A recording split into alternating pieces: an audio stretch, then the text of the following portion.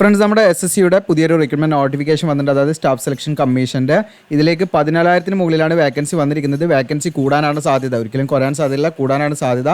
ഏകദേശ വേക്കൻസികൾ മാത്രമാണ് ഇപ്പം പുറത്തുവിട്ടിരിക്കുന്നത്. അപ്പം നമുക്ക് ഇവിടെ കാണാം, നിങ്ങൾക്ക് സ്ക്രീനിൽ കാണാം, സെൻട്രൽ സെക്രട്ടേറിയറ്റ് സർവീസ്, ഇൻ്റലിജൻസ് ബ്യൂറോയിൽ, മിനിസ്ട്രി ഓഫ് റെയിൽവേയിൽ, അതുപോലെ നമ്മുടെ പോസ്റ്റൽ ഡിപ്പാർട്ട്മെൻറ്റിൽ, ഇങ്ങനെ വിവിധ CBIC, CBDT തുടങ്ങിയിട്ടുള്ള വിവിധ ഡിപ്പാർട്ട്മെൻറ്റിലും വിവിധ മിനിസ്ട്രീസിലൊക്കെ ആയിട്ട് നമുക്ക് കേരളത്തിലൊക്കെ വേക്കൻസികൾ പ്രതീക്ഷിക്കാവുന്ന ആ ഒരു റിക്രൂട്ട്മെൻറ്റ് നോട്ടിഫിക്കേഷനാണ് വന്നിരിക്കുന്നത്. അപ്പോൾ ഇതിലേക്ക് നിങ്ങൾക്ക് അപ്ലൈ ചെയ്യാനുള്ള ക്വാളിഫിക്കേഷൻ ഏതെങ്കിലും വിഷയത്തിൽ നിങ്ങൾക്കൊരു ഗ്രാജുവേഷൻ ഉണ്ടെങ്കിൽ നിങ്ങൾക്ക് ഇതിലേക്ക് അപ്ലൈ ചെയ്യാം. എനി ഡിഗ്രിയാണ്, എനി ഗ്രാജുവേഷനാണ്, നിങ്ങൾക്ക് ഇതിലേക്ക് അപ്ലൈ ചെയ്യാൻ പറ്റും. അപ്പോൾ മാക്സിമം നിങ്ങളുടെ കൂട്ടുകാരുണ്ട്, മാക്സിമം നിങ്ങൾ എന്ത് ചെയ്യുക, അവരിലേക്ക് ഷെയർ ചെയ്യുക. വെറുതെ പറയുന്നതല്ല, നിങ്ങൾക്കൂടെ കാണാം വേക്കൻസി ടോട്ടൽ 14,582 വേക്കൻസിയാണ് ടോട്ടൽ വിളിച്ചിരിക്കുന്നത്. ഈ വേക്കൻസിയിൽ ഒന്നും നിൽക്കില്ല, എന്തായാലും വേക്കൻസി കൂടാൻ തന്നെയാണ് സാധ്യത. ഇവിടെ പ്രത്യേകമായിട്ട് പറയുന്നുണ്ട് ഇത് ഏകദേശ വേക്കൻസി മാത്രമാണ് എന്നുള്ളത് കേട്ടോ, കറക്റ്റ് വേക്കൻസി അല്ല. അപ്പോൾ ഇനീഷ്യലി ഈ ഒരു വേക്കൻസിയാണ് ഇവർ പറഞ്ഞിരിക്കുന്നത്.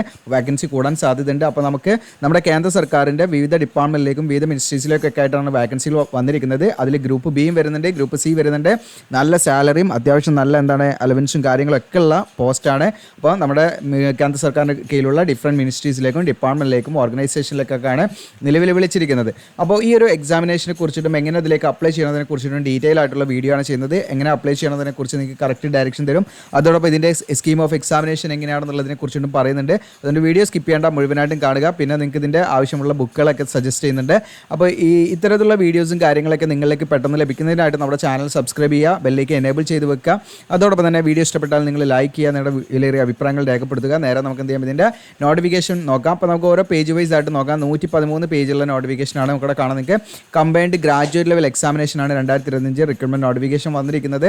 നമ്മുടെ CGL എന്നാണ് നമ്മളിതിനെ പറയുന്നത്. CGL അതായത് കമ്പൈൻഡ് ഗ്രാജുവേറ്റ് ലെവൽ എക്സാമിനേഷൻ എന്ന് പറയും. ഓക്കെ, അപ്പോൾ ഇവിടെ നിങ്ങൾക്ക് കാണാം ഓൺലൈൻ അപേക്ഷ സ്റ്റാർട്ട് ചെയ്തിരിക്കുന്നത് 9/6, അതായത് ജൂൺ 9 മുതൽ നിങ്ങൾക്ക് 4/7 ലാസ്റ്റ് ഡേറ്റ്. ഓൺലൈൻ അപേക്ഷയുടെ ക്ലോസിംഗ് ഡേറ്റ് എന്ന് പറയുന്നത് 4/7 ആണ്. അതായത് 4/7 വരെ നിങ്ങൾക്ക് എന്ത് ചെയ്യാം, ഇതിലേക്ക് അപ്ലൈ ചെയ്യാം കേട്ടോ. ജൂലൈ വരെ നിങ്ങൾക്ക് എന്ത് ചെയ്യാം, ഇതിലേക്ക് ജൂലൈ 4 വരെ ഇതിലേക്ക് എന്ത് ചെയ്യാം, നിങ്ങൾക്ക് ഇതിലേക്ക് അപ്ലൈ ചെയ്യാം. ഇനി ഇതിൻ്റെ ഓൺലൈൻ ഫീ പേയ്മെൻറ്റിൻ്റെ ഒരു ലാസ്റ്റ് ഡേറ്റ് നിങ്ങൾക്ക് ഓൺലൈൻ അപേക്ഷയുടെ ക്ലോസിംഗ് ഡേറ്റ് 4 ആണെങ്കിലും ഇതിൻ്റെ ഫീ പേയ്മെൻറ്റ് നിങ്ങൾക്ക് 5 വരെ, ഓക്കെ, ജൂലൈ 5 വരെ നിങ്ങൾക്ക് എന്ത് ചെയ്യാം, പേയ്മെൻറ്റ് ചെയ്യാനുള്ള ഓപ്ഷൻ ഉണ്ട്. ഇനി നിങ്ങളുടെ അപേക്ഷയിൽ എന്തെങ്കിലും തെറ്റുകൾ വന്നു പോയാൽ, മാക്സിമം തെറ്റുകളൊന്നും ഇല്ലാതെ തന്നെ നിങ്ങൾ അപ്ലൈ ചെയ്യാം. എന്തെങ്കിലും ഇൻ കേസ് നമുക്ക് എന്തെങ്കിലും കറക്ഷൻ ആവശ്യമുണ്ടെങ്കിൽ നിങ്ങൾക്ക് അത് ചെയ്യാനുള്ള ഒരു ഓപ്ഷൻ SSC തരുന്നുണ്ട്.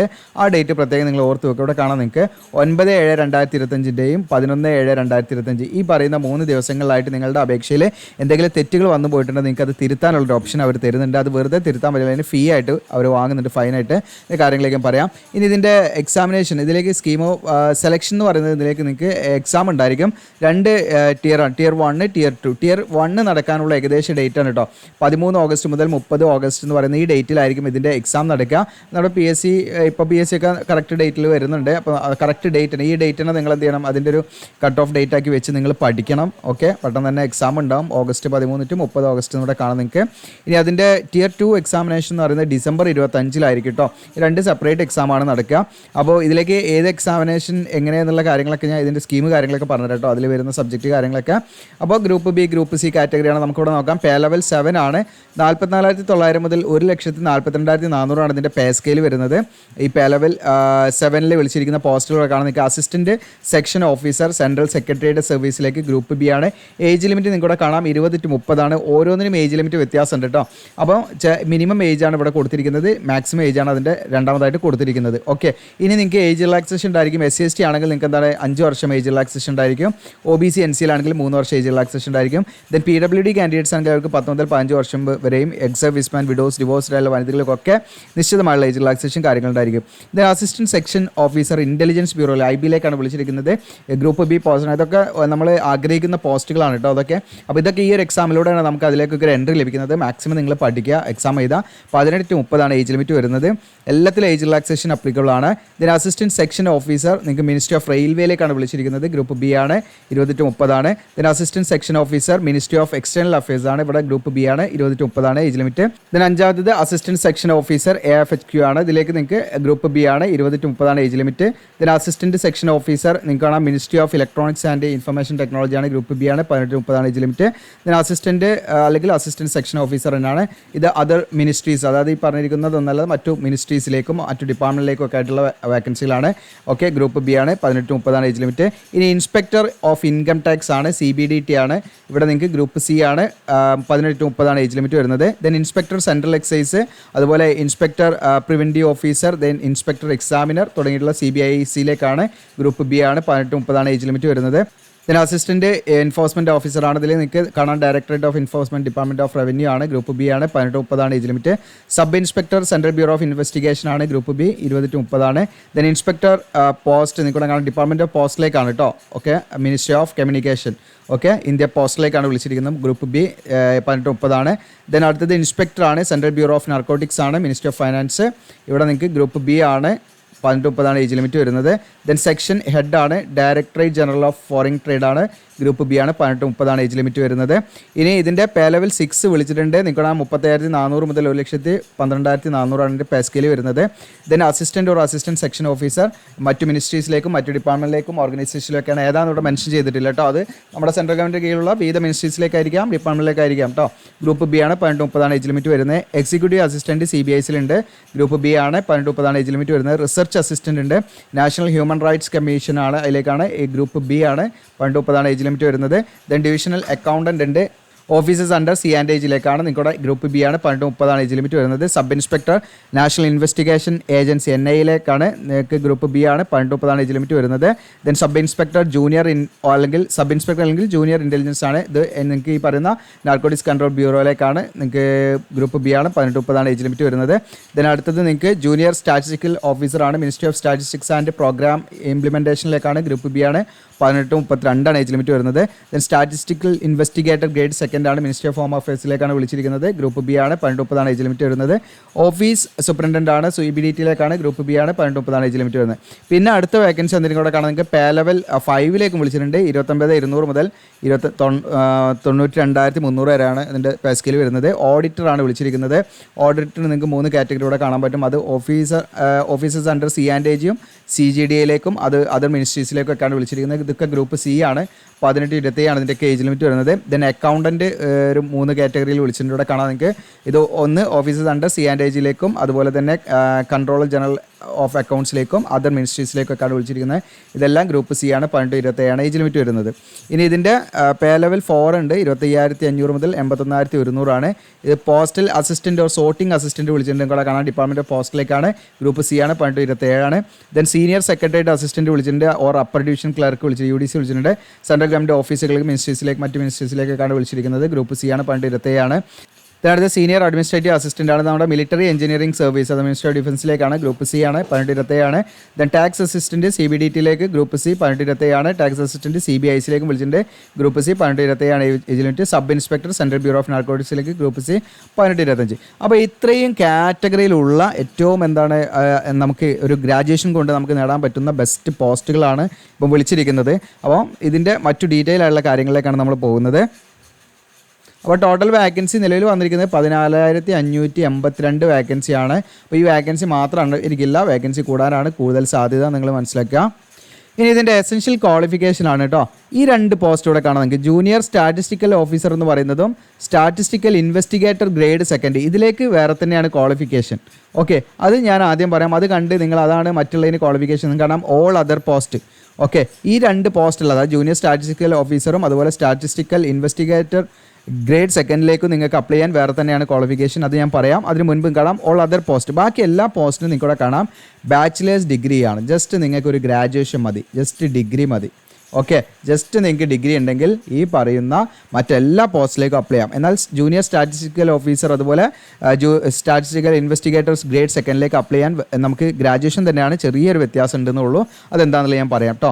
ബാക്കിയുള്ള എല്ലാ പോസ്റ്റിലേക്കും നിങ്ങൾക്ക് ഇതാ എനി ഡിഗ്രി എനി ഗ്രാജുവേഷൻ നിങ്ങൾക്ക് കഴിഞ്ഞിട്ടുണ്ടെങ്കിൽ അത് പ്രൊഫഷണൽ ആയിക്കോട്ടെ നോൺ പ്രൊഫഷണൽ ആയിട്ടോ നിങ്ങൾക്ക് ഗ്രാജുവേറ്റ് ആണോ നിങ്ങൾക്ക് ഇതിലേക്ക് അപ്ലൈ ചെയ്യാം. ഇനി അതുമാത്രമല്ല നിങ്ങൾ ഫൈനൽ ഇയറിൽ പഠിക്കുന്ന വിദ്യാർത്ഥികളാണെങ്കിൽ അങ്ങനെയുള്ളവർക്ക് ഇതിലേക്ക് അപ്ലൈ ചെയ്യാം. ഒരു കണ്ടീഷനേ ഉള്ളൂ, 1/8/2025 എന്ന് പറയുന്ന ഈ ഒരു ഡേറ്റിലേക്ക് നമ്മൾ ക്വാളിഫൈഡ് ആയിരിക്കണം എന്നുള്ളതാണ്. ഓക്കെ, അപ്പോൾ നമ്മുടെ എസെൻഷ്യൽ ക്വാളിഫിക്കേഷൻ നിങ്ങൾക്ക് കിട്ടിയിരിക്കണം. ഈ പറയുന്ന 1/8/2025 റിസൾട്ടൊക്കെ വരും, അതിൻ്റെ ഉള്ളിൽ റിസൾട്ട് വരും എന്നുണ്ടെങ്കിൽ നിങ്ങൾക്ക് തീർച്ചയായിട്ടും ഇതിലേക്ക് അപ്ലൈ ചെയ്യാവുന്നതാണ് ഫൈനൽ ഇയർ പഠിക്കുന്നവർക്ക്.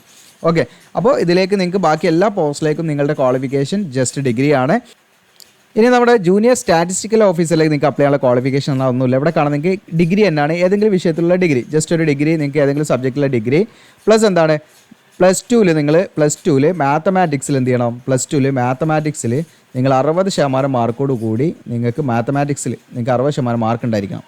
ഓക്കെ, അപ്പോൾ ഡിഗ്രി തന്നെയാണ്, ഏതെങ്കിലും വിഷയത്തിലുള്ള ഡിഗ്രിയാണ്. പക്ഷേ പ്ലസ് ടുവിൽ നമ്മൾ സയൻസ് എടുത്ത് പഠിച്ചിരിക്കാനുള്ള കണ്ടീഷനാണ്. അതിൽ നമുക്ക് മാത്തമാറ്റിക്സ്, അതായത് നിങ്ങൾ പ്ലസ് ടുവിൽ മാത്തമാറ്റിക്സ് എന്ന് പറയുന്ന ഒരു സബ്ജക്റ്റ് നിങ്ങൾ പഠിച്ചിരിക്കണം. അതിൽ 60% മാർക്ക് ഉണ്ടെങ്കിൽ മാത്രമേ നിങ്ങൾക്ക് എന്ത് ചെയ്യാൻ പറ്റുള്ളൂ? ജൂനിയർ സ്റ്റാറ്റിസ്റ്റിക്കൽ ഓഫീസറിലേക്ക് അപ്ലൈ ചെയ്യാൻ പറ്റുള്ളൂ.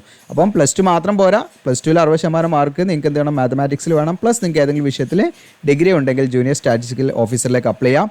ഇനി അതല്ലെങ്കിൽ വേറൊരു ഓപ്ഷൻ എന്ന് വെച്ചാൽ നിങ്ങൾക്കിവിടെ കാണാം, ബാച്ചിലേഴ്സ് ഡിഗ്രി, ഏതെങ്കിലും വിഷയത്തിലുള്ള ഡിഗ്രിയും പ്ലസ് നിങ്ങൾക്ക് എന്താണ് ഒരു സബ്ജക്റ്റായിട്ട് സ്റ്റാറ്റിസ്റ്റിക്സ് ഒരു സബ്ജക്റ്റായിട്ട് നിങ്ങൾ എന്താണ് ഗ്രാജുവേഷൻ ലെവലിൽ പഠിച്ചിരിക്കുക എന്നുള്ളതാണ്.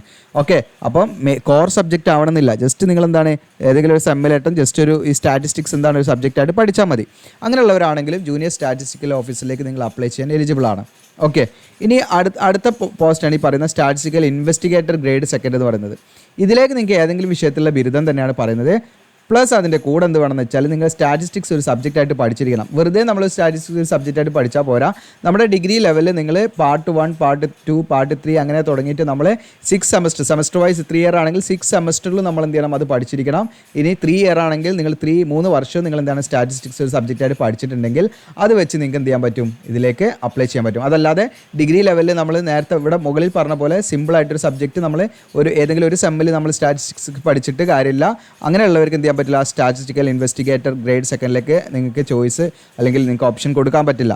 അപ്പോൾ നിങ്ങൾ ഓപ്ഷൻ കൊടുക്കുമ്പോൾ ശ്രദ്ധിക്കുക, നമ്മൾ എലിജിബിൾ ആണോ എന്നുള്ളത് ശ്രദ്ധിക്കേണ്ടതായിട്ടുണ്ട്. അപ്പോൾ നിങ്ങൾ ഈ പറയുന്ന സ്റ്റാറ്റിസ്റ്റിക്കൽ ഇൻവെസ്റ്റിഗേറ്റർ ഗ്രേഡ് സെക്കൻഡിലേക്കാണെങ്കിൽ നിങ്ങളുടെ ഗ്രാജുവേഷൻ പീരീഡിൽ നിങ്ങൾ എന്താണ് എല്ലാ സെമസ്റ്ററിലും നിങ്ങൾ എന്ത് ചെയ്യണം? അല്ലെങ്കിൽ എല്ലാ ഇയറിലും എന്ത് ചെയ്യണം? സ്റ്റാറ്റിസ്റ്റിക്സ് എന്താണ് ഒരു സബ്ജക്റ്റായിട്ട് പഠിച്ചിരിക്കണം. ഓക്കെ, അങ്ങനെയുള്ളവർക്ക് അതിലേക്ക് അപ്ലൈ ചെയ്യണം. ഇനി ബാക്കി എല്ലാ പോസ്റ്റിലേക്ക് നിങ്ങൾക്ക് ജസ്റ്റ് ഒരു ഗ്രാജുവേഷൻ മതി, ജസ്റ്റ് പാസ്സായാൽ മതി. ഏതെങ്കിലും വിഷയത്തിൽ നിങ്ങൾ ഡിഗ്രി ഉണ്ടെങ്കിൽ അതിന് തുല്യമായുള്ള ക്വാളിഫിക്കേഷൻ ഉണ്ട്, തീർച്ചയായിട്ടും നിങ്ങൾക്ക് ഇതിലേക്ക് അപ്ലൈ ചെയ്യാവുന്നതാണ്. ഫൈനൽ ഇയറിൽ നേരത്തെ ഞാൻ പറഞ്ഞ പോലെ എലിജിബിൾ ആണെങ്കിൽ അങ്ങനെയുള്ളവർക്കും ഇതിലേക്ക് അപ്ലൈ ചെയ്യാം. അപ്പോൾ നിങ്ങളുടെ അറിയുന്ന കൂട്ടുകാർക്കൊക്കെ മാക്സിമം ഷെയർ ചെയ്യാം കേട്ടോ. പിന്നെ നിങ്ങൾക്ക് ഞാൻ നമ്മുടെ വെബ്സൈറ്റിൽ ജോബ് അപ്ഡേറ്റ്സ് കമ്മ്യൂണിറ്റി ഉണ്ട്, അതിൽ ജോയിൻ ചെയ്യാൻ താല്പര്യമുണ്ട് ജോയിൻ ചെയ്യട്ടോ. GOCL എജുലാൻഡ് എന്ന് ടൈപ്പ് ചെയ്താൽ നമ്മുടെ വെബ്സൈറ്റ് ഓപ്പൺ ആവുന്നതാണ്. ജസ്റ്റ് GOCL എജുലാൻഡ് എന്ന് ടൈപ്പ് ചെയ്താൽ മതി. നമ്മുടെ ചാനലിൻ്റെ പേര് തന്നെയാണ്. നമ്മുടെ വെബ്സൈറ്റിൽ ഇവിടെ ജോബ് അപ്ഡേറ്റ്സ് എന്നിട്ട് ഇവിടെ കാണാം. നിങ്ങൾക്ക് ജോബ് അപ്ഡേറ്റ്സ് കമ്മ്യൂണിറ്റി ഉണ്ട്. ഇതിൽ ജോയിൻ ചെയ്യുകയാണെങ്കിൽ നിങ്ങൾക്ക് പ്രൈവറ്റ് ജോബ്സ്, അതായത് എസ്പെഷ്യലി നമ്മുടെ എയർപോർട്ട് ജോബ്സ്, അതുപോലെ വർക്ക് ഫ്രം ഹോം ജോബ്സ്, വലിയ വലിയ കമ്പനികളുടെ ഡയറക്റ്റ് ജോബ്സ് കാര്യങ്ങളൊക്കെ അതിൽ ലിസ്റ്റ് ചെയ്യുന്നുണ്ട്. താല്പര്യം ഉണ്ടെങ്കിൽ അതിൽ ജോയിൻ ചെയ്യാവുന്നതാണ്. നമുക്ക് നോട്ടിഫിക്കേഷനിലേക്ക് തന്നെ വരാം. ഇനി ഇതിലേക്ക് ഓൺലൈനായിട്ട് അപ്ലൈ ചെയ്യുമ്പോൾ നിങ്ങൾ ശ്രദ്ധിക്കേണ്ട കാര്യമുണ്ട്. അതായത് നമ്മൾ ഈ പണ്ടൊക്കെ അല്ലെങ്കിൽ നമ്മൾ പല ആപ്ലിക്കേഷൻ നമ്മൾ ചെയ്യുന്നത് ഓൾറെഡി നമ്മൾ സ്റ്റുഡിയോയിൽ പോയി ഒരു ഫോട്ടോ എടുത്ത് നമ്മളതിൽ പാസ്പോർട്ട് ചെയ്ത് ഫോട്ടോ എടുത്ത് അതെന്ത് ചെയ്യാണ്? സ്കാൻ ചെയ്തിട്ട് നമ്മളിതിലേക്ക് അപ്ലോഡ് ചെയ്യാണ്. പക്ഷേ ഇതിൽ അങ്ങനെയല്ല. അങ്ങനെ നമ്മൾ പ്രീ എക്സിസ്റ്റിംഗ് ആയിട്ടുള്ള ഒരു ഫോട്ടോഗ്രാഫ് ആവശ്യമില്ല. നമ്മൾ ചെയ്യേണ്ടത് എന്താണ്? ലൈവ് ക്യാപ്ചറിങ് ആണ്. ഓക്കെ, അപ്പോൾ ലൈവ് ക്യാപ്ചറിങ് ആയിട്ടുള്ള ഒരു മൊഡ്യൂൾ എന്ത് ചെയ്തിട്ടുണ്ട്? ഈ പറയുന്ന SSCയുടെ വെബ്സൈറ്റിൽ അവർ എന്ത് ചെയ്തിട്ടുണ്ട്? ഡെവലപ്പ് ചെയ്ത് വെച്ചിട്ടുണ്ട്. അപ്പോൾ അതുവഴിയാണ് നമ്മൾ എന്ത് ചെയ്യേണ്ടത്? നമ്മൾ ഈ പറയുന്ന ഫോട്ടോ എടുത്ത് നമ്മളൊരു പാസ്പോർട്ട് ചെയ്ത് ഫോട്ടോ എടുത്തിട്ട് നമ്മൾ അതിലേക്ക് നമ്മൾ സേവ് ചെയ്യേണ്ടത്. ഓക്കെ, അപ്പോൾ അങ്ങനെ ഫോട്ടോ എടുക്കുമ്പോൾ അതായത് നമ്മൾ ലൈവായിട്ട് ഫോട്ടോ എടുക്കുക, അതല്ലാതെ നമ്മൾ ഓൾറെഡി ഒരു സെറ്റ് ചെയ്ത് വെച്ച ഫോട്ടോ അല്ലെങ്കിൽ സ്കാൻ ചെയ്ത് വെച്ച് നമ്മൾ അങ്ങനെ അപ്ലോഡ് ചെയ്യലല്ല. നിങ്ങൾ ലൈവായിട്ട് അപ്ലൈ ചെയ്യുന്ന സമയത്ത് എന്താണോ നിങ്ങളുടെ ആ ഒരു രൂപം നിങ്ങൾ അതിലേക്ക് പകർത്തി അങ്ങനെയാണ് ചെയ്യേണ്ടത്. അപ്പോൾ അത് ചെയ്യുമ്പോൾ നിങ്ങൾ വെൽ ഡ്രസ്ഡ് ആയിരിക്കണം, അത് പ്രത്യേകം ശ്രദ്ധിക്കും. അതോടൊപ്പം തന്നെ നല്ല ലൈറ്റും ബാക്ക്ഗ്രൗണ്ടൊക്കെ പ്ലെയിൻ ആയിരിക്കണം. നമ്മുടെ ബാക്ക്ഗ്രൗണ്ടിൽ മറ്റ് ഒബ്ജക്ട്സ് ഒന്നും ഇല്ലാതെ നിങ്ങൾ പ്രത്യേകം വീട്ടിൽ നിന്നൊക്കെ ആയിരിക്കും ചെയ്യുന്നതെങ്കിൽ പ്രത്യേകം ശ്രദ്ധിക്കുക. ഇനി ഇൻ്റർനെറ്റ് കഫേയിൽ പോയാലും നിങ്ങൾ എന്ത് ചെയ്യുക? അതൊക്കെ പ്രോപ്പറായിട്ട് നിങ്ങൾ നോക്കുക കേട്ടോ. ബാക്ക്ഗ്രൗണ്ട് ഒന്നും ഇല്ലാത്ത സ്ഥലത്തിൽ അവർ ചിലപ്പോൾ അവരുടെ എളുപ്പത്തിന് വേണ്ടി അങ്ങനെയൊക്കെ ചെയ്യുമ്പോൾ നിങ്ങളുടെ കാൻഡിഡേറ്റ്സ് റിജക്റ്റ് ആണുള്ള പോസിബിലിറ്റി ഉണ്ട് എന്നുള്ളതാണ് നിങ്ങൾ മനസ്സിലാക്കേണ്ടത്. അപ്പോൾ അതിന് വേറൊരു ഓപ്ഷനുണ്ട്. നമ്മൾ ആധാർ ഓതൻറ്റിക്കേറ്റ് ചെയ്യുക, നമുക്കിതിൽ ആധാർ വെരിഫൈ ചെയ്തിട്ട് ചെയ്യാൻ പറ്റും. അങ്ങനെ ചെയ്യുന്ന സമയത്ത് ഫോട്ടോയിലൊക്കെ എന്തെങ്കിലും പ്രശ്നം ഉണ്ടെങ്കിലോ സിഗ്നേച്ചറിൽ പ്രശ്നം ഉണ്ടെങ്കിലോ യാതൊരു നമ്മൾ റിജക്റ്റ് ആവുന്ന സംഭവം ഒന്നും വരില്ല. അതിൻ്റെ കാര്യങ്ങൾ ഞാൻ പറയാം. അതുപോലെ തന്നെ ക്യാമറ അതൊക്കെ നമ്മുടെ ഐ ലെവലിലൊക്കെ വെച്ച് നമ്മൾ പ്രോപ്പറായിട്ട് ക്യാമറയിലേക്ക് നോക്കുന്ന രീതിയിലായിരിക്കണം ഫോട്ടോ എടുക്കേണ്ടത്. പിന്നെ അതോടൊപ്പം തന്നെ നമ്മൾക്ക് ഫോട്ടോ എടുക്കുന്ന സമയത്ത് നമുക്ക് കറക്റ്റായിട്ട് നമ്മുടെ ഫേസ് വെക്കാനുള്ള ഒരു ലൈൻ അതിൽ കാണിക്കും. അപ്പോൾ അതിൽ നമ്മൾ എന്ത് ചെയ്യണം? ഫേസ് കറക്റ്റായിട്ട് ഉണ്ടോ വെക്കുക. അതിൽ ഒരുപാട് ക്ലോസ് ആകാൻ പാടില്ല, നമ്മൾ ഫാർ ആവാനും പാടില്ല എന്നുള്ളതാണ്. അപ്പോൾ അത് പ്രോപ്പറായിട്ട് വെച്ചിട്ട് വേണം നമ്മൾ എന്ത് ചെയ്യേണ്ടത്? നമ്മൾ ഫോട്ടോ എടുക്കേണ്ടത് കേട്ടോ. അങ്ങനെ നമ്മൾ ലൈവായിട്ട് ഫോട്ടോ എടുത്തിട്ട് നമ്മൾ വേണം അതിലേക്ക് ആഡ് ചെയ്യാൻ. അതല്ലാതെ ഓൾറെഡി നമ്മളൊരു സ്റ്റുഡിയോയിൽ പോയി ഫോട്ടോ എടുത്ത് അത് സ്കാൻ ചെയ്യലല്ല എന്ന് പ്രത്യേകം ശ്രദ്ധിക്കുക. അതോടൊപ്പം തന്നെ ക്യാപ്പ്, മാസ്ക്, ഗ്ലാസ് ഇതൊന്നും യൂസ് ചെയ്യാതിരിക്കുക എന്നുള്ളതാണ്. ഇനി ഞാൻ പറഞ്ഞു നിങ്ങളോട് ഇപ്പം നമ്മുടെ ഫോട്ടോഗ്രാഫോ സിഗ്നേച്ചറിലോ എന്തെങ്കിലും എററൊക്കെ വന്നാൽ എന്തെങ്കിലും അത്ര ക്ലാരിറ്റി ഒന്നുമില്ല, ബ്ലറൊക്കെ ആയാൽ നിങ്ങൾ പേടിക്കേണ്ട. നിങ്ങൾ എന്ത് ചെയ്തിട്ടുണ്ടെങ്കിൽ നിങ്ങൾ ആധാർ ബേസ്ഡ് ഓതൻറ്റിക്കേഷൻ പ്രോസസ്സ് നിങ്ങൾ കംപ്ലീറ്റ് ചെയ്തവരാണെങ്കിൽ, അതായത് നമ്മൾ OTR ചെയ്യും. OTR എന്താണെന്ന് പറയാം, വൺ ടൈം രജിസ്ട്രേഷനാണ്. അപ്പോൾ ഇതാണ് SSCയുടെ പുതിയ വെബ്സൈറ്റ്. അപ്പോൾ ഇത് വൈൻ ചെയ്യാം. ഇനി അതല്ല, നിങ്ങൾക്ക് പ്ലേ സ്റ്റോറിൽ നിന്ന് എന്താണ് മൈ SSC എന്ന് അടിച്ചു കൊടുത്താൽ നിങ്ങൾക്ക് SSCയുടെ ആപ്പ് കിട്ടും. അപ്പോൾ SSCയുടെ ആപ്പ് വഴി മുൻപ് നമ്മൾ ഫോട്ടോ എടുക്കൽ മാത്രമായിരുന്നു നടക്കല്. ഇപ്പം അതെന്ത് ചെയ്തിട്ടുണ്ട്, കംപ്ലീറ്റ് ഓൺലൈൻ ആപ്ലിക്കേഷൻ നിങ്ങൾക്ക് SSCയുടെ ആപ്പ് വഴി ചെയ്യാൻ പറ്റും. പ്ലേ സ്റ്റോറിൽ കയറിയിട്ട് ചെയ്താൽ മതി. അപ്പോൾ വേണമെങ്കിൽ അതിൻ്റെ വീഡിയോസ് ഞാൻ ചെയ്ത് കാണിക്കാം, നിങ്ങൾ കമൻറ്റ് ചെയ്യാം താല്പര്യം ഉണ്ടെങ്കിൽ. ഓക്കെ, അപ്പോൾ നമ്മൾ ആധാർ ബേസ്ഡ് ഓതൻറ്റിക്കേഷൻ നടത്തിയിട്ടുണ്ടെങ്കിൽ നിങ്ങളുടെ ഈ പറയുന്ന ഫോട്ടോ അല്ലെങ്കിൽ സിഗ്നേച്ചർ ബേസ് ആയിട്ടുള്ള ഇഷ്യൂസ് ഒന്നും നിങ്ങൾക്ക് പേടിക്കേണ്ടതില്ല. ഇനി ഫോട്ടോ കറക്റ്റ് ആയിട്ടില്ലെങ്കിലും നിങ്ങൾ എന്ത് റിജക്റ്റ് ആവില്ല, നിങ്ങളുടെ കാൻഡിഡേച്ചർ ഒരിക്കലും റിജക്റ്റ് ആവില്ലെന്ന് പ്രത്യേകമായിട്ട് അവിടെ മെൻഷൻ ചെയ്യുന്നുണ്ട്. അതുകൊണ്ട് എല്ലാവരും എന്ത് ചെയ്യുക, ആധാർ ബേസ്ഡ് ഓതൻറ്റിക്കേഷൻ നിങ്ങൾ ചെയ്യുക. അതായത് ആധാർ വെരിഫൈ ചെയ്യുക അപ്ലൈ ചെയ്യുന്ന സമയത്ത്, അതായത് വൺ ടൈം രജിസ്ട്രേഷൻ ചെയ്യുന്ന സമയത്ത്. ഇനി ഇത് മാത്രമല്ല, നിങ്ങൾ എക്സാമിന് പോകുന്ന സമയത്ത് ഇതിൻ്റെ മറ്റ് ഡോക്യുമെൻറ്റ് വെരിഫിക്കേഷന് പോകുന്ന സമയത്ത് നിങ്ങൾക്ക് നിങ്ങളുടെ എൻട്രി വളരെ സ്മൂത്ത് ആക്കാനും ഈ ആധാർ ഓതൻറ്റിക്കേഷൻ നല്ലതാണ്, ആധാർ ബേസ്ഡ് വെരിഫിക്കേഷൻ നല്ലതാണ്. കാരണം എന്താണെന്ന് വെച്ചാൽ മറ്റു ഡോക്യുമെൻറ്റ്സ് ഒക്കെ നമ്മൾ വെച്ച് നമ്മളാണെന്ന് തെളിയിക്കുന്നതിന് കുറച്ച് സമയമൊക്കെ ഉണ്ടാവും. ചിലപ്പോൾ ഫോട്ടോ ഒന്നും നമ്മളെപ്പോലെ ആയിരിക്കില്ല, അതൊക്കെ പ്രശ്നമാണ്. അപ്പോൾ ആധാർ ബേസ്ഡ് ഓതൻറ്റിക്കേഷൻ പ്രോസസ്സ് നിങ്ങൾ കംപ്ലീറ്റ് ചെയ്തവരാണെങ്കിൽ നിങ്ങൾക്ക് എന്താണ് അതിൻ്റെ കാര്യങ്ങളൊന്നും പേടിക്കേണ്ടതില്ല എന്ന് പ്രത്യേകം ശ്രദ്ധിക്കുക. ഓക്കെ, പിന്നെ അതുപോലെ സിഗ്നേച്ചർ നമ്മൾ അപ്ലോഡ് ചെയ്യണം. അത് 10 KB 20 KB ആയിരിക്കണം ഫയൽ സൈസ്. സിഗ്നേച്ചർ നമ്മൾ പണ്ട് പോലെ എങ്ങനെയാണോ ചെയ്യുന്നത് അതുപോലെ നമ്മൾ എന്ത് ചെയ്യണം, അതിലേക്ക് സ്കാൻ ചെയ്ത് കയറ്റണം. അപ്പോൾ അതിൻ്റെ ലെങ്ത്തും വിഡ്ത്തും ഇതിൽ കൊടുക്കുന്നത് 6 cm × 2 cm ആണ് വരുന്നത്. പിന്നെ ഈ സിഗ്നേച്ചറിൻ്റെ കാര്യം ഇവിടെ പറയുന്നുണ്ട്. Aadhaar based authentication process complete ചെയ്തവരാണെങ്കിൽ, നിങ്ങൾ സബ്മിറ്റ് ചെയ്തവരാണെങ്കിൽ നിങ്ങളുടെ സിഗ്നേച്ചറിൽ എന്തെങ്കിലും ഇഷ്യൂ ഉണ്ടെങ്കിലും അതെന്ത് ചെയ്യില്ല, നിങ്ങളുടെ കാൻഡിഡേച്ചർ ഒരിക്കലും റിജക്റ്റ് ആവില്ല എന്ന് പറയുന്നുണ്ട്. എങ്കിലും പ്രോപ്പറായിട്ട് തന്നെ നിങ്ങൾ എന്ത് ചെയ്യണം, ഈ പറയുന്ന ഫോട്ടോഗ്രാഫും സിഗ്നേച്ചറും പ്രോപ്പറായിട്ട് തന്നെ കൊടുക്കണം. അത് നമ്മൾ അങ്ങനെ ഉണ്ടെന്ന് വിചാരിച്ചിട്ട് നിങ്ങൾ എന്ത് ചെയ്യരുത്, അത് അത്രയും മോശമാക്കിയിട്ട് കൊടുക്കാൻ പാടില്ല, പ്രോപ്പറായിട്ട് തന്നെ കൊടുക്കണം കേട്ടോ. ഇനി ഇവിടെ അപ്ലിക്കേഷൻ ഫീ ആണ് 100 രൂപയാണ് അപേക്ഷാ ഫീസ് വരുന്നത്. അതോടെ തന്നെ female candidates, SC/ST candidates, PWD candidates, ex serviceman ഇവർക്കൊന്നും യാതൊരു ഫീസും കൊടുക്കണ്ട, ഫ്രീ ആയിട്ട് തന്നെ ഇതിലേക്ക് അപ്ലൈ ചെയ്യാവുന്നതാണ്. ഇനി നമ്മൾ പറഞ്ഞു നിങ്ങളുടെ അപേക്ഷയിൽ എന്തെങ്കിലും തെറ്റുകൾ വന്നു പോകണമെങ്കിൽ 9/7/2025 മുതൽ 11/7/2025 ഈ ഡേറ്റിൻ്റെ ഉള്ളിൽ നിങ്ങൾക്ക് എന്ത് ചെയ്യാൻ തിരുത്താൻ പറ്റും. ആദ്യത്തെ തിരുത്തലിന് 200 രൂപയാണ് കേട്ടോ കറക്ഷൻ ചാർജ് ആയിട്ട് വാങ്ങുന്നത്. പിന്നെ വീണ്ടും തിരുത്തുന്നതിന് 500 രൂപ. അങ്ങനെ 2 തവണ മാക്സിമം തിരുത്താൻ പറ്റുള്ളൂ കേട്ടോ. അപ്പോൾ നിങ്ങൾ തിരുത്തുമ്പോൾ പ്രത്യേകം ശ്രദ്ധിക്കുക. ഓക്കെ, ഇനി ഇതിൻ്റെ എക്സാം സെൻറ്ററാണ്. സെൻറ്റർ നമുക്ക് KKR റീജിയനാണ് വരിക. ഇവിടെ കാണാൻ കേരള, കർണാടക, പിന്നെ ലക്ഷദ്വീപ് കൂടെ അതിൽ വരുന്നുണ്ട്. ഇവിടെ കാണാം എറണാകുളം, കൊല്ലം, നിങ്ങൾക്കൂടെ കാണാം കോട്ടയം, അതുപോലെ കോഴിക്കോട്, തൃശ്ശൂർ, തിരുവനന്തപുരം, കണ്ണൂർ, പിന്നെ ലക്ഷദ്വീപ് ആണെങ്കിൽ കവരത്തിലേക്കാണ് എക്സാം സെൻറ്റർ ഉള്ളത് കേട്ടോ. ഇനി ഇതിൻ്റെ സ്കീം ഓഫ് എക്സാമിനേഷൻ ആണ്. അപ്പോൾ സ്കീം ഓഫ് എക്സാമിനേഷൻ പറഞ്ഞാൽ അതിലേക്ക് നിങ്ങൾക്ക് 2 ടിയറാണ്, Tier 1 Tier 2 എക്സാമിനേഷൻ ഉണ്ടായിരിക്കുക. അപ്പോൾ ഇതിൽ കാണാൻ നിങ്ങൾക്ക് Tier 1 സ്കീം ഇവിടെ കൊടുത്തിട്ടുണ്ട്. Tier 1 എന്ന് പറയുന്നത് നിങ്ങൾക്ക് ഇവിടെ കാണാൻ പറ്റും. General intelligence and reasoning 25 question and മാർക്കൊക്കെ വരുന്നത് അതിൻ്റെ ഡബിൾ ആയിട്ടാണ് വരുന്നത്. General awareness, quantitative aptitude, English comprehension. അപ്പോൾ ഇതിന് പറ്റിയ ബുക്കുകളൊക്കെ ഞാനിവിടെ എന്ത് ചെയ്യുക, പ്രൊഡക്റ്റ് എന്നുള്ളതിൽ ലിസ്റ്റ് ചെയ്യാം, അതിലൂടെ വാങ്ങാം കേട്ടോ. അല്ലെങ്കിൽ നമ്മുടെ ടെലഗ്രാം അതിലൊക്കെ ഇടാം കേട്ടോ, ചാനലിലൊക്കെ, ഇൻസ്റ്റാ ചാനലിലൊക്കെ ഇടാം. ഇനി ഇതിൽ നിങ്ങൾക്ക് Tier 1 എന്ന് പറയുന്നത് ഒബ്ജക്റ്റീവ് ടൈപ്പായുള്ള മൾട്ടിപ്പിൾ ചോയ്സ് ക്വസ്റ്റ്യൻ ആണ് Tier 1. ഓക്കെ, അതിൽ ഇംഗ്ലീഷും ഹിന്ദിയും മീഡിയമാണ് നമുക്ക് ഉണ്ടായിരിക്കുക. മലയാളത്തിലൊന്നും എക്സാം ഉണ്ടായിരിക്കില്ല കേട്ടോ. അതുപോലെ തന്നെ ഇവിടെ നെഗറ്റീവ് മാർക്ക് ഉണ്ടായിരിക്കും. 0.50 മാർക്ക് നെഗറ്റീവായിട്ട് പിടിക്കും തെറ്റായി രേഖപ്പെടുത്തിയാൽ. ഇനി Tier 2 എക്സാമിനേഷനാണ്. അതിൻ്റെ സ്കീം ഇവിടെ കൊടുത്തിട്ടുണ്ട്. Tier 2 നിങ്ങൾക്ക് ഇവിടെ കാണാൻ പറ്റും പേപ്പർ 1 വരുന്നുണ്ട്, പേപ്പർ 2. ഈ പേപ്പർ 2 എന്ന് പറയുന്നത് എല്ലാവർക്കും ഇല്ല കേട്ടോ, അത് ഞാൻ പറയാൻ ആർക്കുള്ളതെന്ന്. അപ്പോൾ പേപ്പർ 1 ആണ് എല്ലാവർക്കും ഉള്ളത്. പേപ്പർ 1 നിങ്ങൾക്ക് കാണാം സെഷൻ 1 ഉണ്ട്, സെഷൻ 2 ഉണ്ട്. സെഷൻ 1 നിങ്ങൾ ഇതാ അവിടെ കാണാം മാത്തമാറ്റിക്കൽ എബിലിറ്റീസ്, അതുപോലെ റീസണിങ് ആൻഡ് ജനറൽ ഇൻ്റലിജൻസ്, അത് ടോട്ടൽ 60 മാർക്കിനാണ്. അതിൻ്റെ സ്കീം കാര്യങ്ങളൊക്കെ കൂടെ നോക്കാം. പിന്നെ സെക്ഷൻ 2ലേക്ക് വരികയാണെങ്കിൽ ഡിലീറ്റ് ആട്ടെ. Section 2 English language and comprehension, general awareness ആണ്. പിന്നെ സെക്ഷൻ 3 കമ്പ്യൂട്ടർ നോളജ് ടെസ്റ്റ് ആണ്. കമ്പ്യൂട്ടറിൽ നമുക്ക് എത്രത്തോളം അറിവുണ്ടെന്നുള്ള കാര്യങ്ങൾ അറിയുന്നതിന് വേണ്ടിയിട്ടുള്ളതാണ്. അപ്പോൾ ഇതൊക്കെ ജസ്റ്റ് ക്വാളിഫയിങ് ടെസ്റ്റാണ് കേട്ടോ. ഓക്കെ, ഈ പറയുന്ന സെക്ഷൻ 3 ഒക്കെ വരുന്നത്. ഓക്കെ, അതുപോലെ തന്നെ നിങ്ങൾക്കിവിടെ സെഷൻ 2 ഉണ്ട്. ഇതിൽ നിങ്ങൾക്ക് ഡാറ്റ എൻട്രി സ്പീഡ് ടെസ്റ്റാണ് കേട്ടോ. നമുക്കൊരു നിശ്ചിത ഇത് പാസേജ് വന്നിട്ട് നമ്മൾ എത്ര സ്പീഡിൽ ഡാറ്റ എൻട്രി ചെയ്യുന്നുള്ളതാണ്. അപ്പോൾ അതൊക്കെ ജസ്റ്റ് ക്വാളിഫൈ ചെയ്യാന്നുള്ളതാണ്. നമുക്ക് അത്ര മാർക്ക് വാങ്ങണം അല്ലെങ്കിൽ അങ്ങനെയൊന്നുമല്ല, ഒരു നിശ്ചിത ഒരു ഇതുണ്ടായിരിക്കും. നമുക്ക് ആ ഒരു സ്പീഡ് നമ്മൾ ക്ലിയർ ചെയ്യാന്നുള്ളതാണ്. ഓക്കെ, ഇനി നിങ്ങൾക്ക് പേപ്പർ 2 വരുന്നത് സ്റ്റാറ്റിസ്റ്റിക്സ് ആണ്. അത് 100 മാർക്കാണ്. ഇത് എല്ലാവർക്കും ഇല്ലാതെ ആർക്കാണെന്നുള്ള ഇവിടെ വ്യക്തമായിട്ട് ഇതിൻ്റെ എക്സ്പ്ലെയിൻ ചെയ്ത് തരാം. അപ്പോൾ ഇവിടെ കാണാം നിങ്ങൾക്ക് Tier 2 ഇതിൽ നിങ്ങൾക്ക് പേപ്പർ 1 പേപ്പർ 2 ഉണ്ട്. ഈ പേപ്പർ 1 എന്ന് പറയുന്നത് സെപ്പറേറ്റ്, പേപ്പർ 2 എന്ന് പറയുന്നത് സെപ്പറേറ്റ് എക്സാം, ഡിഫറൻറ്റ് ഡേ അല്ലെങ്കിൽ ഡിഫറൻറ്റ് ഷിഫ്റ്റിലായിരിക്കും നടക്കുക. അപ്പോൾ പേപ്പർ 2 നിങ്ങൾക്കിവിടെ കാണാം. ഇപ്പോൾ ആദ്യം നടക്കുക ആദ്യത്തെ എക്സാം എന്ന് പറയുന്നത് Tier 1 ആണ്. ആ എക്സാം കഴിഞ്ഞ് അതിന് ലിസ്റ്റിൽ പെട്ടവർക്കാണ് Tier 2 എക്സാമിനേഷൻ എഴുതാൻ പറ്റുക. ഈ Tier 2 തന്നെ നിങ്ങൾക്കിവിടെ പേപ്പർ 1 കാണാം. ഓക്കെ, ഈ പേപ്പർ 1 മറ്റൊരു ദിവസമായിരിക്കും, പേപ്പർ 2 വേറൊരു ദിവസമായിരിക്കും, അല്ലെങ്കിൽ മറ്റൊരു ഷിഫ്റ്റിലായിരിക്കും. പേപ്പർ 1 ചിലപ്പോൾ എന്താണ് ഫോർനൂണിലാണെങ്കിൽ ചിലപ്പം പേപ്പർ 2 എന്താണ് ആഫ്റ്റർനൂണിൽ വേണമെങ്കിൽ വെക്കാവുന്നതാണ്. ഓക്കെ, ഇനി അല്ലെങ്കിൽ മറ്റൊരു ദിവസമായിരിക്കും. സെപ്പറേറ്റ് ആയിട്ടാണ് എക്സാം നടക്കുന്നത്, നിങ്ങൾ മനസ്സിലാക്കാം. അതാണ് ഇവിടെ പറയുന്നത്. ഇനി പേപ്പർ 1 എന്ത് ചെയ്യുക, എല്ലാ പോസ്റ്റിനും കമ്പൽസറി ആണ്. ഓക്കെ, അപ്പോൾ പേപ്പർ 1 എന്ന് പറയുന്നത് നിങ്ങൾക്ക് ജസ്റ്റ് ഞാൻ കാണിക്കാം. ഇതാ, നിങ്ങളിത് പഠിക്കുമ്പോഴത്തേക്കും മനസ്സിലാക്കി പഠിക്കണം കേട്ടോ. ഇതാ പേപ്പർ 1 എന്ന് പറയുന്നത് ഇതാണ്. ടിയർ 2 ഇതാ ഇത്രയും ഇത്രയും ഭാഗമാണ് പേപ്പർ 1 കേട്ടോ. ഞാനിവിടെ മാർക്ക് ചെയ്യുന്നതാണ്. ഇത്രയും ഭാഗമാണ് പേപ്പർ 1. ഇതെല്ലാ എക്സാമിനും എന്താണ്, എല്ലാ പോസ്റ്റിനും എന്താണ് ഈ പറയുന്ന പേപ്പർ 1 ഉണ്ടായിരിക്കും. അതായത് ടിയർ 2 പേപ്പർ 1 എല്ലാ പോസ്റ്റിനും നിർബന്ധമാണ് അവർ അറ്റൻഡ് ചെയ്യൽ.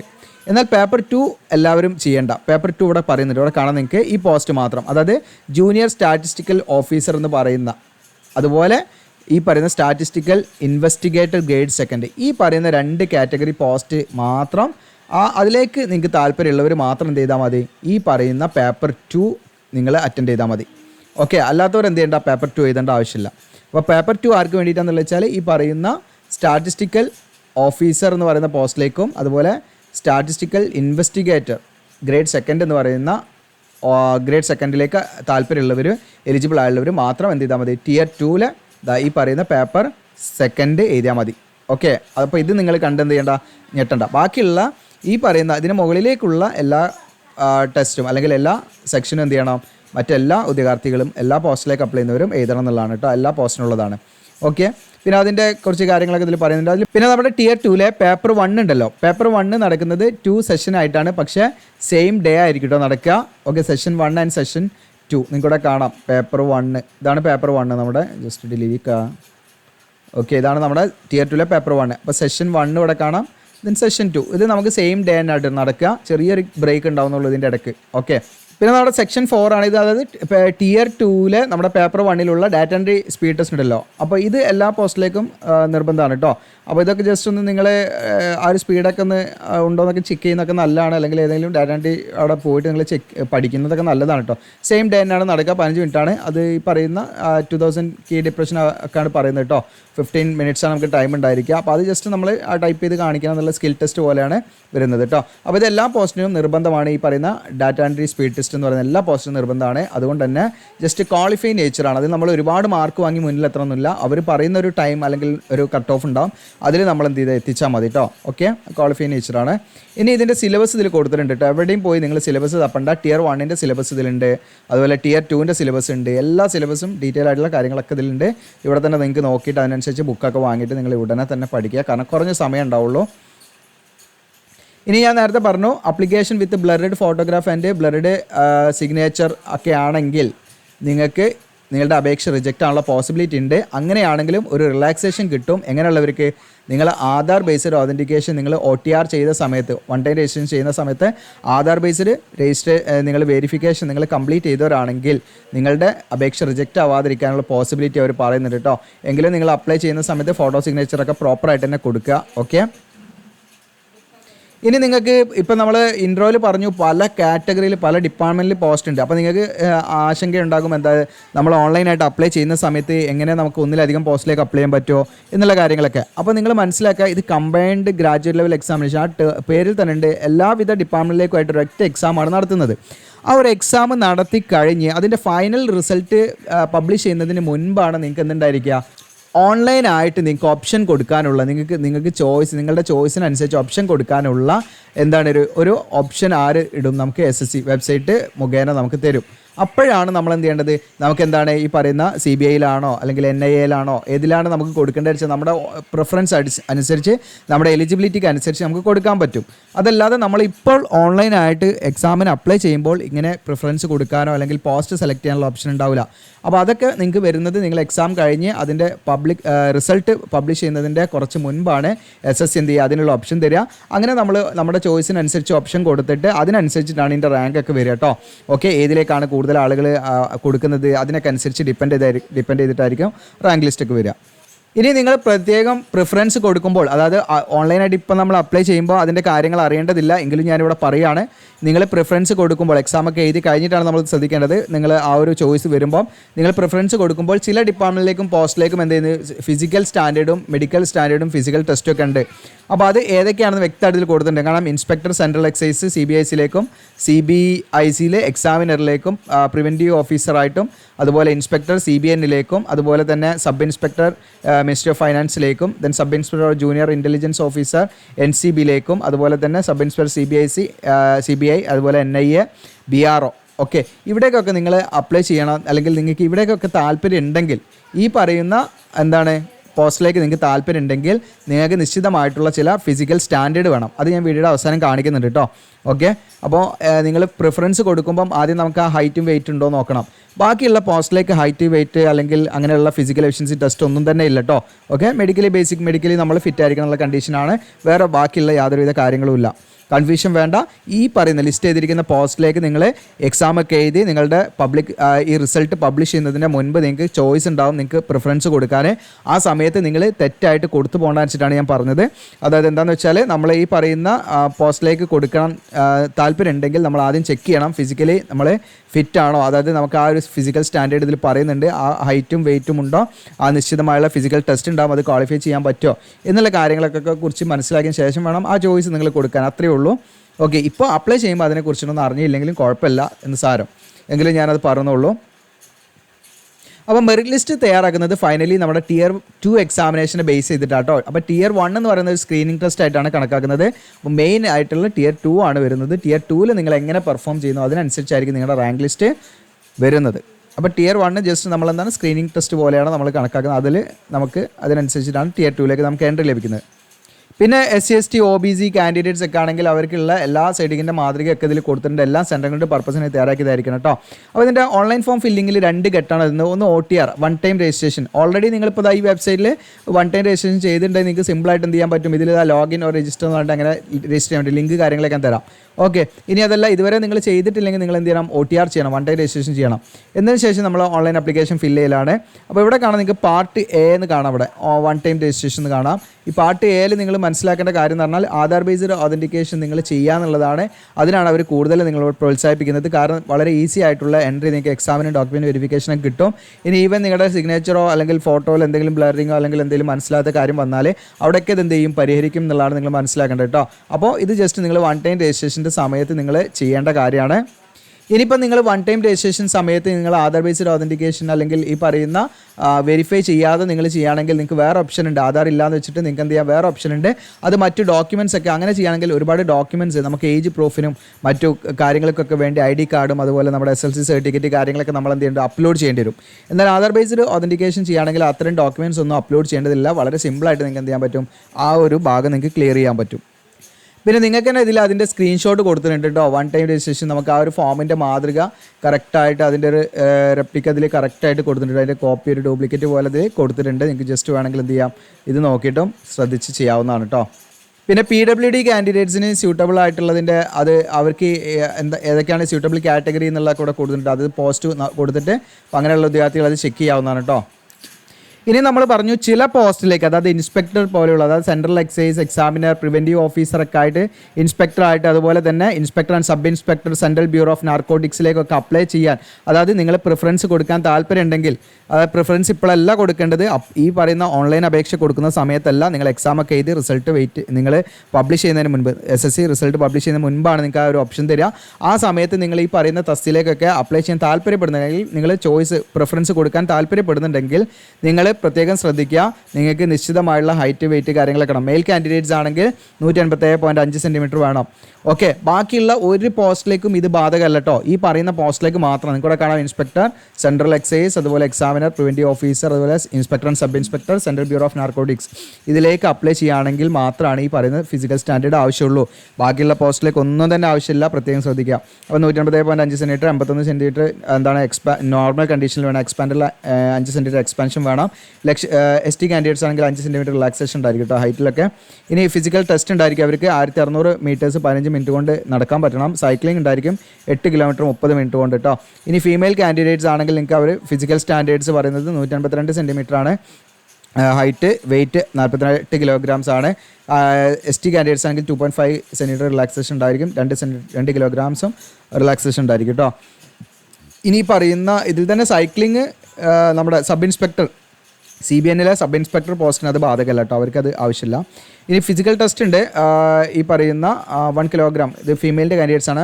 1 കിലോഗ്രാം 1 കിലോമീറ്റർ 20 മിനിറ്റ്സിൽ, സൈക്ലിംഗ് 3 കിലോമീറ്റർ 25 മിനിറ്റിൽ കേട്ടോ. ഫീമെയിലിൻ്റെ കാര്യമാണ് പറയുന്നത്. ഇനി നമ്മൾ ഈ പറയുന്ന പോസ്റ്റും, അതായത് നിങ്ങൾക്കാണ് സെൻട്രൽ ബ്യൂറോ ഓഫ് ഇൻവെസ്റ്റിഗേഷനിൽ സബ് ഇൻസ്പെക്ടർ ആയിട്ട് നിങ്ങൾക്ക് താല്പര്യം ഉണ്ടെങ്കിലും നിങ്ങൾക്ക് ഈ പറയുന്ന ഹൈറ്റ് വേണം. 165 മെയിൽ, ഫീമെയിൽ ആണെങ്കിൽ 150 സെൻറ്റിമീറ്റർ കേട്ടോ. പിന്നെ അതുപോലെ തന്നെ ട്രൈബലൊക്കെ ആണെങ്കിൽ ST കാൻഡിഡേറ്റ്സ് ആണെങ്കിൽ 5 സെൻറ്റിമീറ്റർ റിലാക്സേഷൻ ആയിരിക്കും. ചെസ്റ്റ് 76 സെൻറ്റിമീറ്റർ വേണം മെയിൽ കാൻഡിഡേറ്റ്സ് നോർമലിൽ കേട്ടോ. വിത്ത് എക്സ്പാൻഷനാണ് പറയുന്നത് കേട്ടോ. ഓക്കെ. ഇനി ഇവിടെ നിങ്ങൾക്ക് ഫീമെയിൽ ആണെങ്കിൽ അവർക്കത് ബാധകമല്ല. വിഷനൊക്കെ 6/6ഉം 6/9 ഒക്കെ വേണം എന്നുള്ളതാണ് കേട്ടോ. ഡിസ്റ്റൻറ്റ് വിഷന്, നിയർ വിഷൻ അവിടെ പറയുന്നുണ്ട്. ഇനി അതുപോലെ തന്നെ ഫിസിക്കൽ സ്റ്റാൻഡേർഡ് ഈ പറയുന്ന NIAയിലേക്ക്, നാഷണൽ ഇൻവെസ്റ്റിഗേഷൻ ഏജൻസിയിലേക്കാണെങ്കിലും സബ് ഇൻസ്പെക്ടറായിട്ട് നിങ്ങൾക്ക് താല്പര്യം ഉണ്ടെങ്കിൽ മെയിൽ കാൻഡിഡേറ്റ്സ് 170 സെൻറ്റിമീറ്റർ, ഫീമെയിൽ ആണെങ്കിൽ 180 സെൻറ്റിമീറ്റർ ഹൈറ്റ് വേണം. ചെസ്റ്റ് 76 സെൻറ്റിമീറ്റർ എക്സ്പാൻഷനാണ്. വിഷൻ 6/6ഉം 6/9 ആണ് ഡിസ്റ്റൻറ്റ്. ഇനി അതുപോലെ തന്നെ നമ്മുടെ നാർക്കോട്ടിക്സ് കൺട്രോൾ ബ്യൂറോയിലേക്ക് സബ് ഇൻസ്പെക്ടറായിട്ടും ജൂനിയർ ഇൻ്റലിജൻസ് ആയിട്ട് താല്പര്യം ഉണ്ടെങ്കിൽ അതിലേക്ക് മെയിൽ കാൻഡിഡേറ്റ്സ് 165, ഫീമെയിൽ 162 ആണ്. ലക്ഷദ്വീപ് ഒക്കെ ഉള്ളവരാണെങ്കിൽ 5 സെൻറ്റിമീറ്റർ റിലാക്സേഷൻ അവർ കൊടുക്കുന്നുണ്ട്. ചെസ്റ്റ് 76 സെൻറ്റിമീറ്റർ വേണം നോർമൽ, വിത്ത് എക്സ്പാൻഷനിലാണെങ്കിൽ ഇത് 5 സെൻറ്റിമീറ്റർ എക്സ്പാൻഷൻ വേണം കേട്ടോ. വിഷൻ 6/6ഉം 6/9 വേണം എന്നുള്ളതാണ്. ഇത്രയുമാണ്. ഇനി നമ്മുടെ ബോർഡർ റോഡ്സ് ഓർഗനൈസേഷനിൽ നിങ്ങൾക്ക് അപ്ലൈ ചെയ്യാൻ താല്പര്യം ഉണ്ടെങ്കിൽ മെയിൽ കാൻഡിഡേറ്റ്സിന് മാത്രമേ അതിലേക്ക് അപ്ലൈ ചെയ്യാൻ പറ്റുള്ളൂ കേട്ടോ. ബോർഡർ റോഡ് BROയിലേക്കും വേക്കൻസി ഉണ്ടല്ലോ. അപ്പം BROയിലേക്ക് നിങ്ങൾക്ക് അപ്ലൈ ചെയ്യാൻ താല്പര്യം ഉണ്ടെങ്കിൽ മെയിൽ കാൻഡിഡേറ്റ്സിന് മാത്രമേ അപ്ലൈ ചെയ്യാൻ പറ്റുള്ളൂ. അപ്പോൾ അവർക്ക് ഫിസിക്കൽ എഫിഷ്യൻസി ടെസ്റ്റ് കാര്യങ്ങൾ അവർക്കും ഉണ്ട് കേട്ടോ. ഓക്കെ. അപ്പോൾ അത് നിങ്ങളുടെ ചോയ്സാണ്, നിങ്ങൾക്ക് താല്പര്യം ഉണ്ടെങ്കിൽ അതിലേക്കും കൊടുക്കാവുന്നതാണ്. അപ്പോൾ അത് ഈ പറയുന്ന ഫിസിക്കൽ എഫിഷ്യൻസി ടെസ്റ്റ് 1 മൈൽ റണ്ണാണ് 10 മിനിറ്റ് കൊണ്ട് കേട്ടോ. അതോടൊപ്പം തന്നെ ഫിസിക്കൽ സ്റ്റാൻഡേർഡ് നോക്കുകയാണെങ്കിൽ നമുക്ക് ഇപ്പോൾ സദൺ റീജിയൻ വൈസ് ആണ്. സദൺ റീജിയൻ ആണെങ്കിൽ 187 സെൻറ്റിമീറ്റർ മതി കേട്ടോ ഹൈറ്റ്. ചെസ്റ്റ് 75 സെൻറ്റിമീറ്റർ നോർമലിൽ, എക്സ്പാൻഷനിൽ 5 സെൻറ്റിമീറ്റർ വേണം. Weight 50 kilograms. അപ്പോൾ ഇത്രയാണ് ഇതിൻ്റെ ഡീറ്റെയിൽ ആയ കാര്യങ്ങൾ.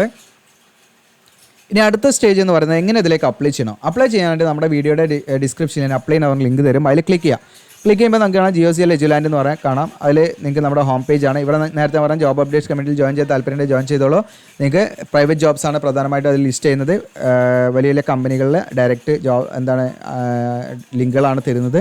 അത് മാത്രമല്ല മറ്റ് ആഡോ കാര്യങ്ങളൊന്നുമില്ല. പിന്നെ നിങ്ങൾക്ക് വർക്ക് ഫ്രം ഹോം ജോബ്സ്, അതുപോലെ എയർപോർട്ട് ജോബ്സ്, എല്ലാ കാറ്റഗറി ഉണ്ട്. ഓക്കെ. അപ്പോൾ ഇതിൽ നിങ്ങൾക്ക് ക്ലിക്ക് ചെയ്താൽ മതി. അപ്പോൾ നമ്മൾ ലേറ്റസ്റ്റ് ജോബ്സ് കാരണം ഇവിടെ കാണാം നിങ്ങൾക്ക്. SSC CGL, അതുപോലെ കേരള ജോബ്സിൽ ഞാൻ ലിസ്റ്റ് ചെയ്തിട്ടുണ്ട് SSC CGL. അപ്പോൾ നമ്മുടെ വീഡിയോ നമ്മൾ പോസ്റ്റ് ചെയ്ത് കുറേ ദിവസം കഴിഞ്ഞിട്ടാണ് കാണുന്നതെങ്കിൽ ഇതൊന്നും ഇവിടെ ഉണ്ടാവില്ല. നമ്മൾ പുതിയ പോസ്റ്റ് ഇങ്ങനെ ആഡ് ചെയ്യുമ്പോൾ ഇത് ഇവിടെ നിന്ന് എന്ത് ചെയ്യും പോകും, 5 പോസ്റ്റ് ഇതിൽ നിൽക്കുള്ളൂ. അപ്പോൾ ഇവിടെ റീഡ് മോർ എന്നുള്ള ക്ലിക്ക് ചെയ്യണം നിങ്ങൾ. ഓക്കെ. ഇനി അതല്ല, ഇവിടെ നിങ്ങൾക്ക് റീഡ് മോർ എന്നുള്ള ക്ലിക്ക് ചെയ്ത് നിങ്ങൾക്ക് അങ്ങനെ എടുക്കാൻ മടിയുണ്ടെങ്കിൽ ഇവിടെ SSC CGL എന്നിവിടെ നമ്മുടെ സെർച്ച് ബാറിൽ അടിച്ചെടുത്താൽ മതി. അപ്പോൾ നിങ്ങൾക്ക് ഈ പോസ്റ്റ് ഓപ്പൺ ആയി വരും. അപ്പോൾ SSC CGL ഇവിടെ നോക്കിയാൽ ടൈറ്റിൽ നോക്കിയാൽ മതി. നമ്മളത് ഓപ്പൺ ആക്കുന്നു. അതിനെ ഓപ്പൺ ആക്കുമ്പോൾ നമ്മുടെ പോസ്റ്റിലേക്ക് വരും. ഇവിടെ നമ്മുടെ സോഷ്യൽ മീഡിയ എല്ലാം നിങ്ങൾ ഫോളോ ചെയ്യുക. എല്ലാത്തിലൂടെയും നിങ്ങൾക്ക് അപ്ഡേഷൻ കാര്യങ്ങളൊക്കെ അറിയാൻ പറ്റും. ഇൻസ്റ്റയിൽ ഒരു ചാനലൊക്കെ ഉണ്ടെങ്കിലൊക്കെ ജോയിൻ ചെയ്യാം. താഴോട്ട് സ്ക്രോൾ ഡൗൺ ചെയ്യുക നിങ്ങൾ. താഴോട്ട് സ്ക്രോൾ ഡൗൺ ചെയ്താൽ നിങ്ങൾക്ക് ഇമ്പോർട്ടൻറ്റ് ലിങ്ക്സ് കാണാൻ, നോട്ടിഫിക്കേഷൻ കാണാൻ, ഡൗൺലോഡ് ചെയ്യാം. ആപ്ലിക്കേഷൻ ഫോം എന്നുള്ള ഓപ്പൺ ആക്കുക. നമ്മൾ ആപ്ലിക്കേഷൻ ഫോം എന്നുള്ള ഓപ്പൺ ആക്കുന്ന സമയത്ത് നമുക്ക് നേരെ ഇവിടെ കാണാം SSCയുടെ വെബ്സൈറ്റിലാണ് വന്നിരിക്കുന്നത്. ഒഫീഷ്യൽ വെബ്സൈറ്റാണ്. ഇവിടെ നിങ്ങൾക്ക് ലോഗിൻ ഓർ രജിസ്റ്റർ എന്ന് കാണാം. അതിൽ നമ്മൾ ക്ലിക്ക് ചെയ്യാം.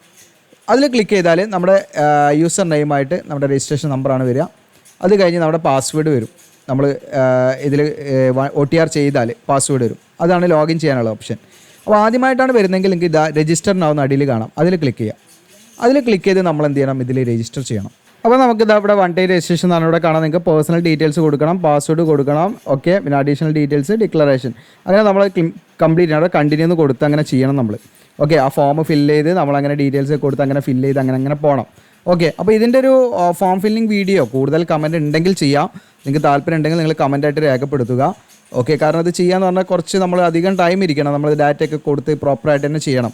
ഓക്കെ. അപ്പോൾ അതിന് നിങ്ങൾ താല്പര്യം ഉണ്ടെങ്കിൽ നിങ്ങൾ ദയവായിട്ട് കമൻറ്റായിട്ട് രേഖപ്പെടുത്തുക. അങ്ങനെ കൂടുതൽ കമൻറ്റ് ഉണ്ടെങ്കിൽ നമ്മൾ ചെയ്യാം. ഇപ്പോൾ SSCയുടെ ഫേസ് 13 വന്നിട്ടുണ്ടല്ലോ. അപ്പോൾ അതിലേക്ക് നിങ്ങൾക്ക് വിവിധ ക്വാളിഫിക്കേഷനിലേക്ക്, അതായത് 10th ബേസും ഗ്രാജുവേറ്റ് ലെവലും അതുപോലെ +2 ലെവലൊക്കെ ഉണ്ട്. അപ്പോൾ അതിൻ്റെ വീഡിയോ നമ്മുടെ ചാനലിൽ നമ്മൾ ചെയ്തിട്ടുണ്ട് കേട്ടോ.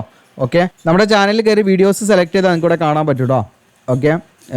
ഇവിടെ കാണാതാ SSC 8 ദിവസം മുൻപാണ് ചെയ്തത്. അപ്പോൾ ഇതിൽ ഞാൻ നമ്മുടെ പുതിയ മൊബൈൽ ആപ്പിനെ കുറിച്ചിട്ടും അതായത് SSCയുടെ ആപ്പിനെ കുറിച്ചിട്ടും അതിൻ്റെ കൂടെ നമ്മൾ ഡൗൺലോഡ് ചെയ്യേണ്ട ഒരു ആപ്പും പാടുണ്ട്, ഫേസ് ID നമുക്ക് എടുക്കുന്നതിന് വേണ്ടിയിട്ട്, നമ്മുടെ ബയോമെട്രിക് ഡാറ്റ എടുക്കുന്നതിന് വേണ്ടിയിട്ട്. അപ്പോൾ അത് ഞാനതിൽ പറയുന്നുണ്ട് കേട്ടോ, അതൊന്ന് ജസ്റ്റ് നിങ്ങളത് കണ്ടാൽ മതി.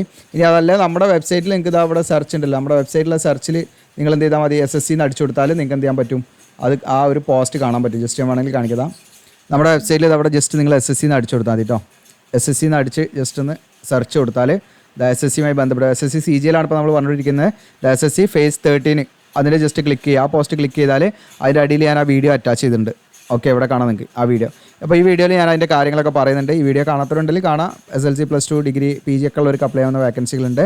അപ്പോൾ ഇതിൽ ഞാൻ മറ്റേ ആപ്പിൻ്റെ കാര്യമൊക്കെ കുറച്ചും കൂടെ ഡീറ്റെയിൽ ആയിട്ട് പറയുന്നുണ്ട് കേട്ടോ. അപ്പോൾ നിങ്ങൾക്ക് അത് വേണമെങ്കിൽ അത് യൂസ് ചെയ്യട്ടോ റെഫറൻസ് ആയിട്ട്. അപ്പോൾ ഇത് നമ്മൾ ചെയ്ത് കാണിക്കുന്ന വീഡിയോ ചെയ്യണമെങ്കിൽ നിങ്ങൾ കമൻറ്റായിട്ട് രേഖപ്പെടുത്തണം. പിന്നെ നമ്മുടെ വീഡിയോ ഇഷ്ടപ്പെട്ടാൽ ലൈക്ക് ചെയ്യുക, ഷെയർ ചെയ്യുക. നിങ്ങൾ അങ്ങനെ ചെയ്ത് പോയാൽ മതി. മൊബൈലൊക്കെ യൂസ് ചെയ്ത് ചെയ്യാം. അതാണ് പറഞ്ഞത്, പ്ലേ സ്റ്റോറിൽ നിങ്ങൾക്ക് ആപ്പ് ഡൗൺലോഡ് ചെയ്യാം, അങ്ങനെ ചെയ്യാം. അപ്പോൾ അതിനെക്കുറിച്ചിട്ട് ഞാൻ നമ്മുടെ ആ ഒരു വീഡിയോയിൽ പറയുന്നുണ്ട് കേട്ടോ. ഞാൻ SSCയുടെ phase 13 വീഡിയോയിൽ പറയുന്നുണ്ട്. അപ്പോൾ അത് നിങ്ങൾക്ക് കണ്ടു കഴിഞ്ഞാൽ അതിനെക്കുറിച്ചൊരു ഐഡിയ കിട്ടും. അപ്പോൾ ഇതിൻ്റെ നമ്മൾ എങ്ങനെ ഫോം ഫില്ല് ചെയ്യണം എന്നുള്ള ഡെമോ ചെയ്യണമെങ്കിൽ ചെയ്യാം. നിങ്ങൾ കമൻറ്റായിട്ട് രേഖപ്പെടുത്തുകയാണെങ്കിൽ. Okay, thank U.